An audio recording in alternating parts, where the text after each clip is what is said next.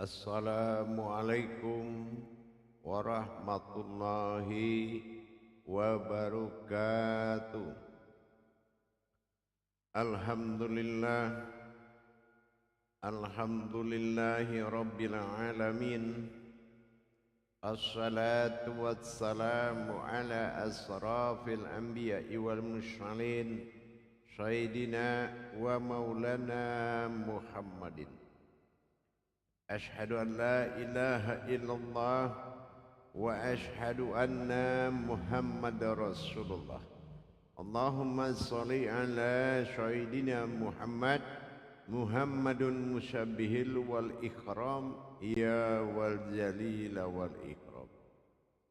Wa tahirin wal mujahidina, amma ba'du, ibadullah wa ittaqullah.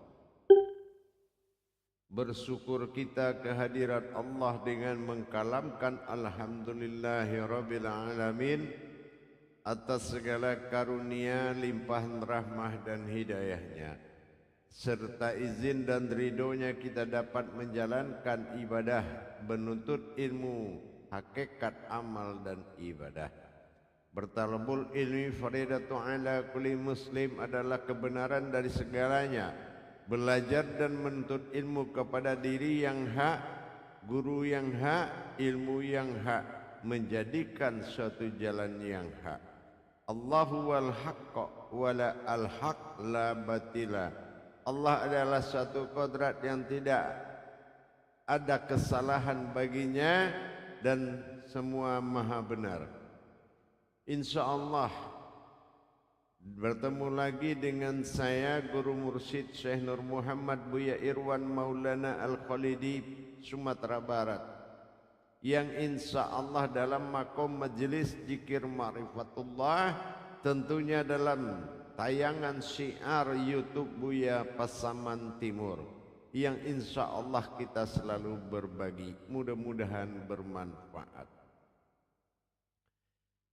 Pada hadirin dan hadirat, kaum muslimin dan muslimat dimanapun berada, saudaraku, para jemaah rahimakumullah, perlu kita berbagi tentang hal yang sangat penting diketahui, yaitu dalam mengambil suatu keputusan dalam berma'rifatullah kepada Allah.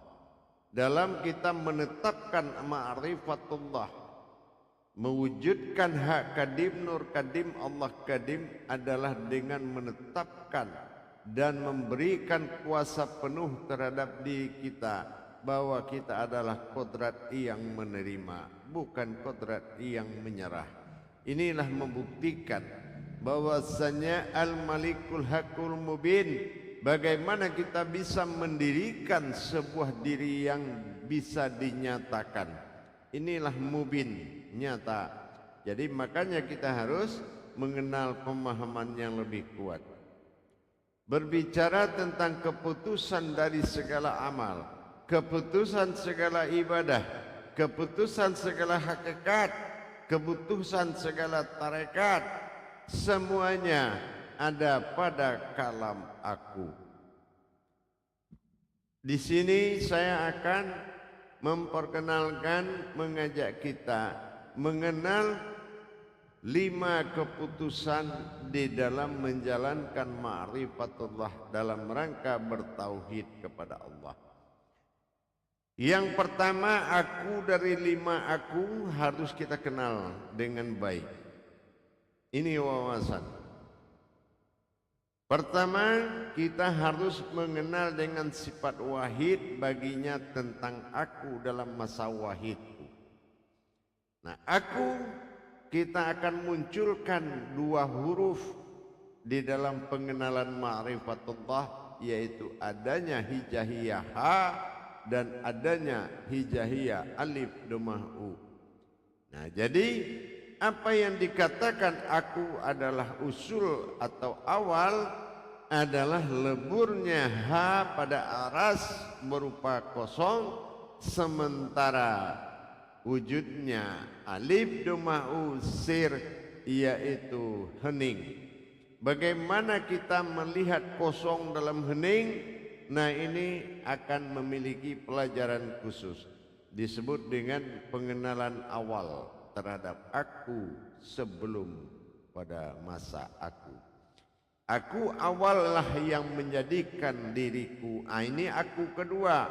Aku kedua ini disebut dengan sifat wujud. Ya, mana aku kedua dalam sifat wujud? Berdirinya aras, kursi dan keramat. Mana yang dikatakan aras, kursi dan keramat? Ini yang dikatakan kebangkitan awal. Menyatu kedua-duanya di ketiga kodrat itu disebut dengan masa ada, disebut dengan masa wujud. Aku pada wujud pada yang ada. Nah sementara dalam masa wahid, masa tiada tetapi ada, dikatakan dengan la, masa ada tiada tapi ada. Apa yang dikatakan tiada tapi ada? Kita melihat dari huruf tiada, la. Nah la ini artinya tiada. Nah sementara lam alifnya ada, berarti yang tiada ini adalah yang ada. Apa lam? Itulah ha, jatuh dari kodrat aras alam. Sementara alif domah usir. Nah sifatnya adalah ada, hayat. Berarti bagaimana ada kekuatan aras dan hayat? Dia ada pada masa wahid. Nah setelah aku menjadi hanya diriku yang menjadikan aku, maka dikatakan hu kedua adalah ada, yaitu dalam kodrat aras, kursi dan keramat, masih berupa kekuatan, kekuasaan dan keajaiban. Mana batasan kekuatan, kekuasaan dan keajaiban? Ini dikatakan masa aku ketiga, yaitu menimbulkan wujud dari kodrat yang tiga tadi. Yang mana yang tiga menimbulkan batin, zat dan nur. Ini disebut dengan wujud. Wujud dari wujud. Wujud tadi dari aras, kursi dan keramat, berwujud kepada batin, zat dan nur, asal usul semua jadi. Ini dinamakan aku ketiga. Akulah yang wujud. Nah di sini berarti wujud aku pada wujud itu dinamakan awal. Ya, adalah awal semua jadi. Nah ini dikatakan aku pada wujud. Jadi siapa yang berwujud adalah aku. Nah gitu. Siapa yang wujud adalah aku. Akulah wujud, aku juga yang berwujud. Nah maka kita lihat berikutnya yang keempat adalah maujud. Nah maujud, siapa yang maujud?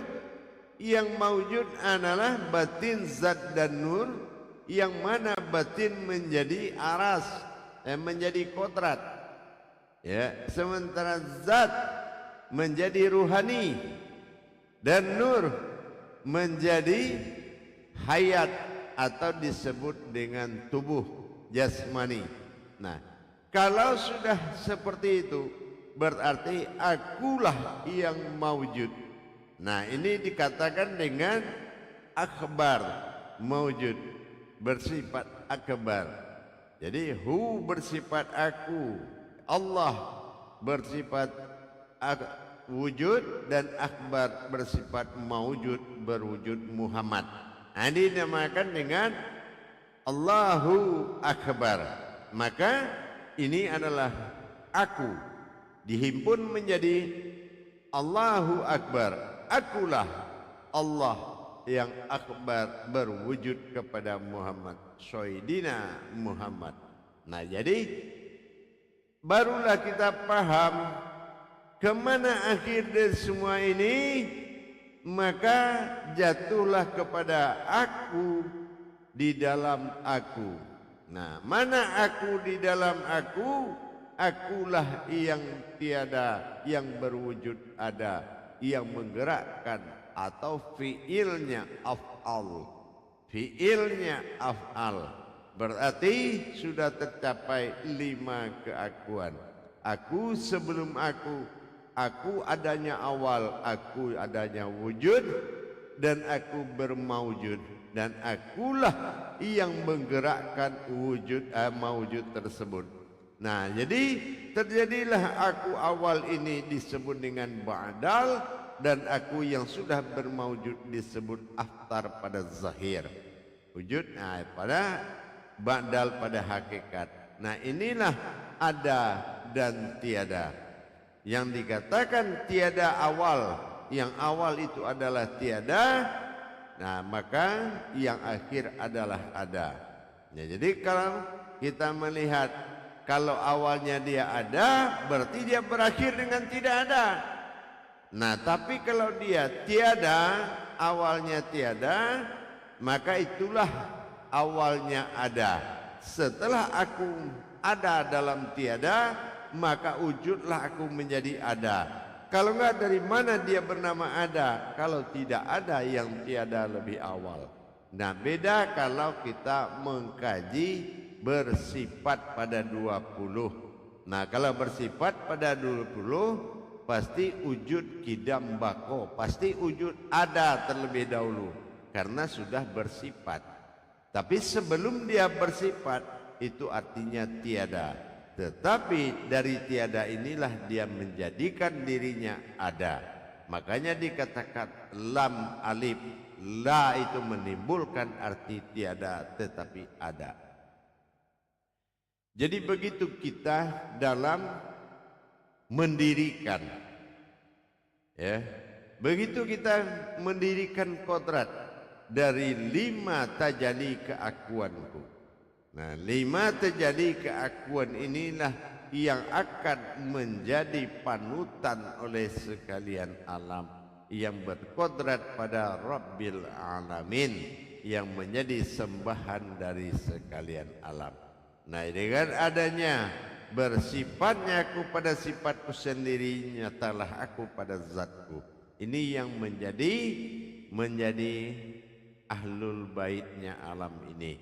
Ya, maka dikatakan khalifatullah, telah diutusnya zahirnya menjadi utusan dalam rangka menyempurnakan ciptaan, menyempurnakan hayat hidup dan sekalian alam beserta makhluk. Maka dikatakanlah khalifatullah. Jadi disinilah dasarnya, kalau kajian aku yang 5 ini belum bertajalli pada diri kita, maka belum pantas kita mengatakan khalifatullah, seorang utusan Allah. Jadi harus dulu kembali mencapai alim. Alim ini dilaksanakan ibadahnya dengan mendirikan alamnya Allah. Allahu alam, Allah adalah, aku adalah alamnya Allah. Aku Allahu alam. Nah, jadi kalau kita sudah menjadi alamnya Allah, insya Allah maka kita akan paham dengan semuanya. Tapi sebelum kita menjadi alamnya Allah, maka kita akan berpindah kepada kehidupan alam, bukan kehidupan Allah. Kehidupan Allah adalah diri, kehidupan diri adalah alam. Nah, sekarang kalau kita tidak menjadi kehidupan Allah, maka kehidupan Allah akan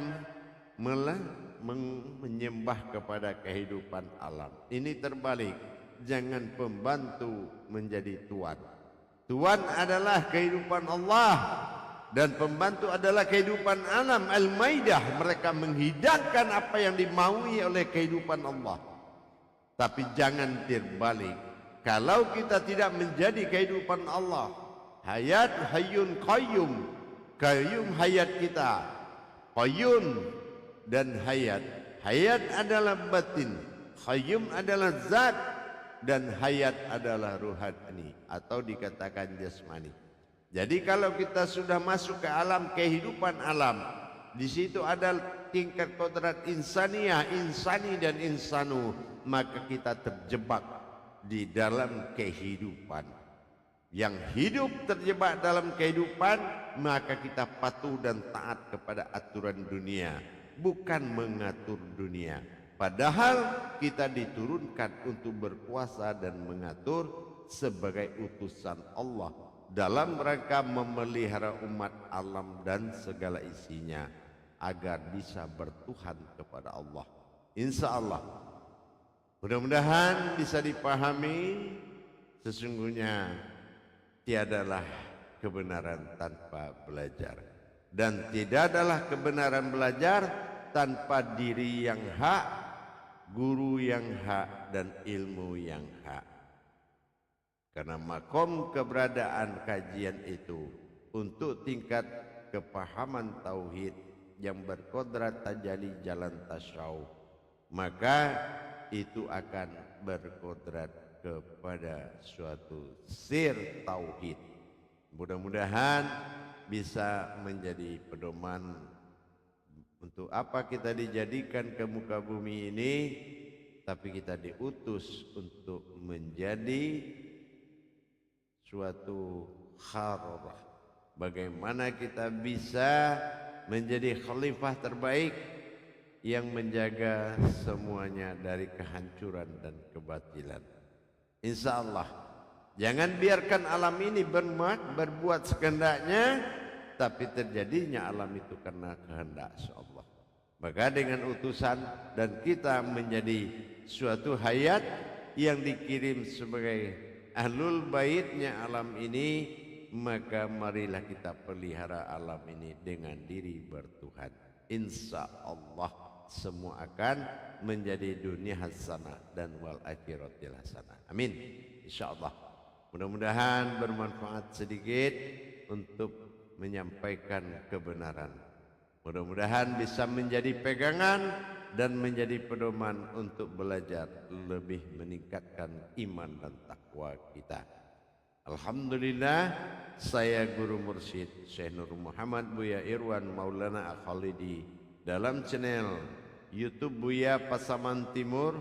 Insya Allah mudah-mudahan bagi umat hamba saudaraku semuanya yang ingin bertauhid dan belajar, mudah-mudahan bisa bersama-sama bergabung. Insya Allah mudah-mudahan lepaskan semua prasangka kemanusiawianmu dan dirikanlah kemanusiaan Tuhan. Ilahin nas, insyaallah.